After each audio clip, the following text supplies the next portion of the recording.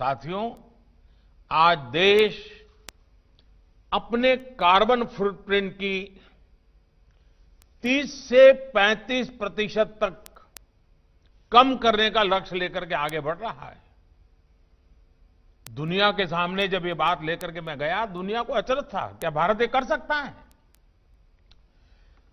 प्रयास ये है कि इस दशक में अपनी ऊर्जा जरूरतों में नेचुरल गैस की हिस्सेदारी को हम 4 गुना तक बढ़ाएंगे।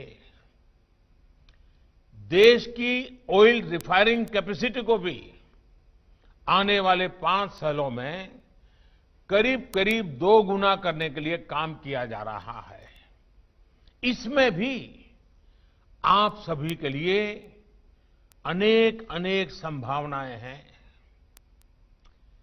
देश की एनर्जी सिक्योरिटी से जुड़े स्टार्टअप इकोसिस्टम को मजबूत करने के लिए भी लगातार काम हो रहा है। इस सेक्टर के आप जैसे स्टूडेंट्स और प्रोफेशनल्स के लिए एक विशेष फंड भी बनाया गया है। अगर आपके पास भी कोई आइडिया हो, कोई प्रोडक्ट हो या कोई कंसेप्ट हो जिसे आप इंक्यूबेट करना चाहते हैं, तो ये फंड आपके लिए एक बेहतरीन अवसर भी है, एक सरकार की तरफ से तोहफा भी है। वैसे मुझे एहसास है कि आज जब मैं आपसे ये बातें कर रहा हूं तो थोड़ी चिंता भी होगी। आप सोच रहे होंगे कि कोरोना का समय है, पता नहीं कब सब ठीक होगा, और इनमें से आपके मन में जो चिंताएं आती हैं वो स्वाभाविक भी हैं। एक ऐसे समय में ग्रेजुएट होना, जब पूरी दुनिया इतने बड़े संकट से जूझ रही है, ये कोई आसान बात नहीं है।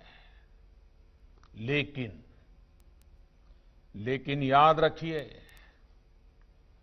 आपकी ताकत, आपकी क्षमताएं इन चुनौतियों से भी कहीं ज्यादा बड़ी हैं। इस विश्वास को कभी खोना मत। प्रॉब्लम्स क्या है, इससे ज्यादा महत्वपूर्ण ये है कि आपका पर्पज क्या है,